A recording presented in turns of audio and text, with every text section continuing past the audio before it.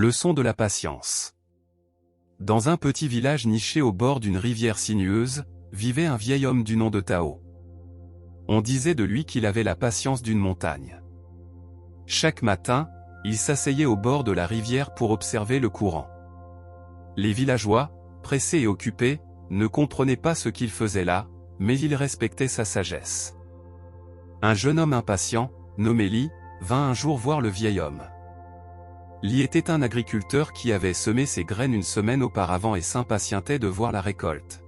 « Maître Tao, dit-il, j'ai travaillé dur, mais ma récolte tarde à pousser. Comment puis-je accélérer la nature?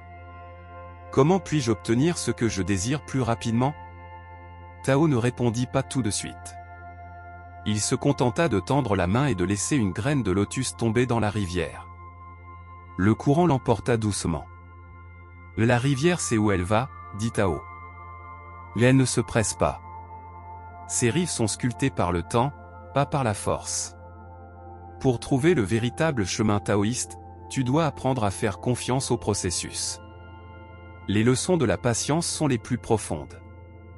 Comprendre que tout a son moment est la clé de la sérénité et de l'équilibre. » Li ne comprit pas immédiatement la leçon.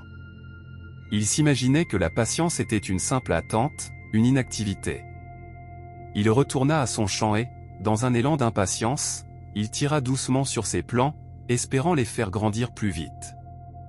Au lieu de cela, il en arracha quelques-uns et se retrouva avec des racines brisées et de la terre éparpillée. Frustré et découragé, il retourna auprès de Maître Tao le lendemain.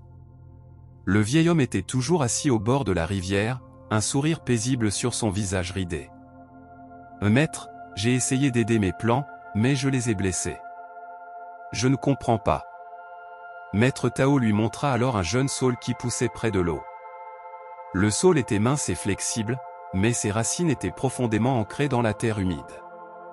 Le saule grandit à son propre rythme, expliqua-t-il. Il plie sous le vent, mais il ne se casse pas, car il a trouvé sa force dans la stabilité de ses racines. La patience n'est pas une attente passive, mais la capacité de rester ferme et enraciné pendant que la nature suit son cours. La véritable croissance vient de l'intérieur, pas de la force que tu exerces de l'extérieur. Li, de retour chez lui, médita sur les paroles du maître. Il commença à comprendre que l'impatience était comme un vent violent qui arrache les jeunes pousses. Il prit la décision de ne plus toucher à son champ. Au lieu de cela, il se mit à observer attentivement la nature qui l'entourait. Il regarda les arbres, les animaux, la rivière elle-même. Il remarqua que tout avait son propre cycle. Le soleil se levait et se couchait sans hâte. La lune grandissait et décroissait au fil des nuits. Chaque matin, en s'asseyant au bord de son champ, Li ne voyait plus un échec, mais un processus lent et méthodique. Il commença à sentir la terre sous ses doigts, à observer les petites abeilles qui butinaient les fleurs sauvages et à écouter le chant des oiseaux. Le temps n'était plus un ennemi, mais un allié silencieux. Cette observation l'apaisa et il commença à cultiver une nouvelle forme de gratitude. Il ne cherchait plus à contrôler la nature, mais à faire partie de son rythme. La sérénité du maître commençait à se refléter en lui. Finalement, le moment de la récolte arriva. Li se rendit au champ, non pas avec l'impatience des premiers jours, mais avec un profond sentiment de calme et de respect. Les plants qu'il avait semés, qu'il avait laissés grandir à leur propre rythme, étaient robustes et en bonne santé. La récolte était abondante, plus que ce qu'il avait jamais eu. Il ne l'avait pas forcé, il l'avait simplement attendu, en prenant soin du sol et en faisant confiance au processus naturel. Il comprit alors la véritable signification des paroles de Tao. La patience n'est pas une passivité, mais une forme d'action très puissante. C'est le lâcher-prise du besoin de contrôler, pour permettre à la vie de se déployer d'elle-même. C'est une force qui transforme non seulement le monde extérieur, mais aussi l'être intérieur. L'abondance de sa récolte était le reflet de l'abondance qu'il avait trouvée dans son propre cœur. Avec sa récolte abondante, Li se sentit inspiré de retourner auprès de Maître Tao. Il lui apporta les plus beaux fruits et les légumes les plus colorés qu'il avait cultivés. Il ne les offrait pas comme un don, mais comme le reflet d'une leçon apprise. Maître Tao accepta les présents avec un sourire. Je vois que tes graines ont non seulement poussé dans la terre, mais qu'elles ont aussi germé dans ton cœur. La patience n'est pas une faiblesse. C'est une force intérieure qui te permet de survivre aux tempêtes et d'attendre la lumière du soleil. C'est la capacité de savoir que, même si tu ne vois pas le résultat, le processus est toujours à l'œuvre.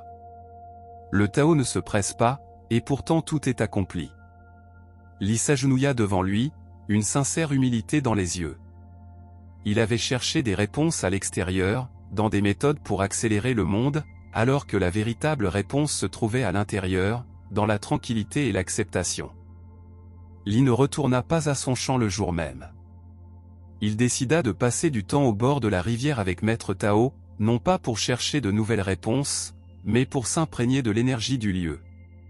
Il observait la surface de l'eau, les feuilles mortes qui flottaient doucement, et les reflets du ciel. Il comprit que la rivière ne se battait pas contre les obstacles, elle les contournait.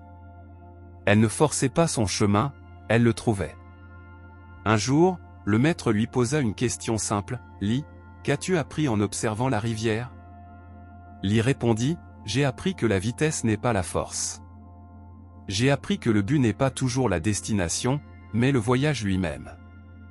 J'ai appris que pour atteindre mes objectifs, je n'ai pas besoin d'être fort comme une pierre, mais flexible comme l'eau. » Maître Tao sourit, un signe de contentement et d'approbation.